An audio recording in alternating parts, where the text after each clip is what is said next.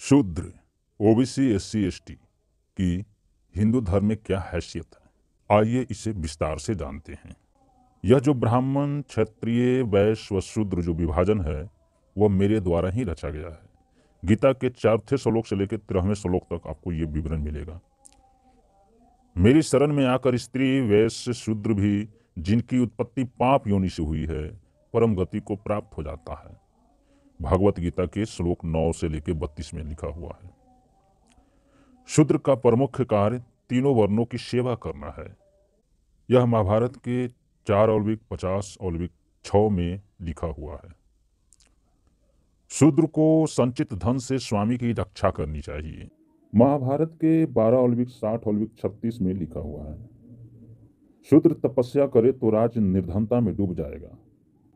यह वाल्मीकि रामायण 7:30:74 में लिखा हुआ है। ढोल गवार शूद्र पशु नारी सकल ताड़ना के अधिकारी। यह रामचरितमानस के 59:5 में लिखा हुआ है। पूजिए विप्रशील गुणहीना शूद्र नगुण गण ज्ञान परवीना। यह रामचरितमानस के 63 से लेके 63 श्लोक में लिखा हुआ है। वह शूद्र जो ब्राह्मण के चरणों का धोवन पीता है, राजा उससे कर यानी टैक्स न ले। आप स्तंभ धर्म सूत्र के 1:2:5:16 में लिखा हुआ है। जिस गाय का दूध अग्निहोत्र के काम आवे, शूद्र उसे न छुए। कथक संहिता के 3:1:2 में लिखा हुआ है। शूद्र केवल दूसरों का सेवक है, इसके अतिरिक्त उसका कोई अधिकार नहीं है। अत्रैय ब्राह्मण के 2:29:4 में लिखा हुआ है। आप जो कुछ भी सुन रहे हैं ये सभी ब्राह्मण धर्म के शास्त्रों में लिखे गए श्लोकों का हिंदी अर्थ है। यदि कोई ब्राह्मण शूद्र को शिक्षा दे तो उस ब्राह्मण को चंडाल की भांति त्याग देना चाहिए। स्कंद पुराण के 10:19 में लिखा हुआ है।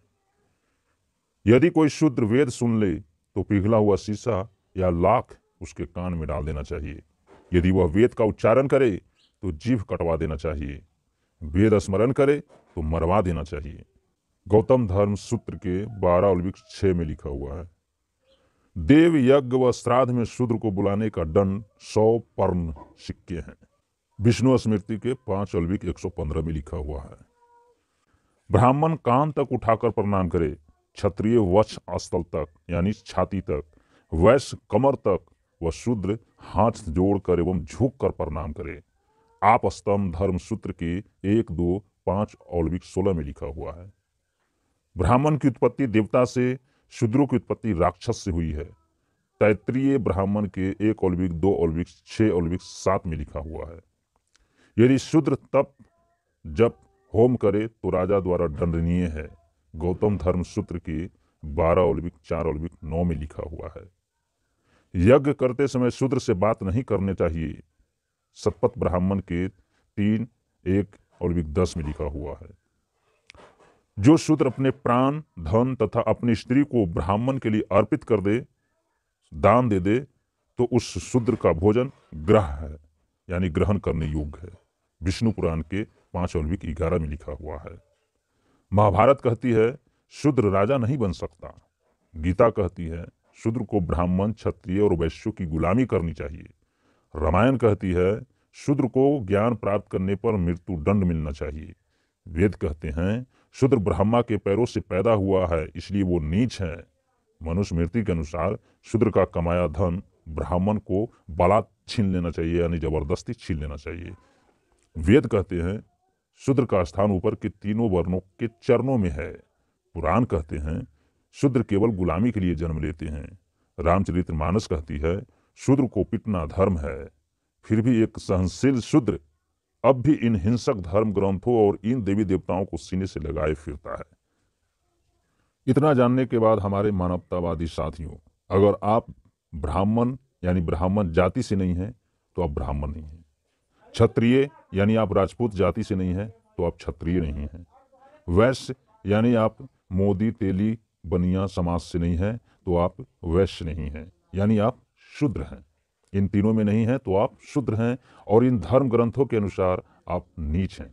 तो क्या आप सचमुच आप नीच हैं? क्या आप अपने आप को नीच मानते हैं? अगर नहीं तो इन धर्म ग्रंथों को लात मारिए, इसे ऐसे धर्म को लात मारिए और मानव धर्म की ओर आइए।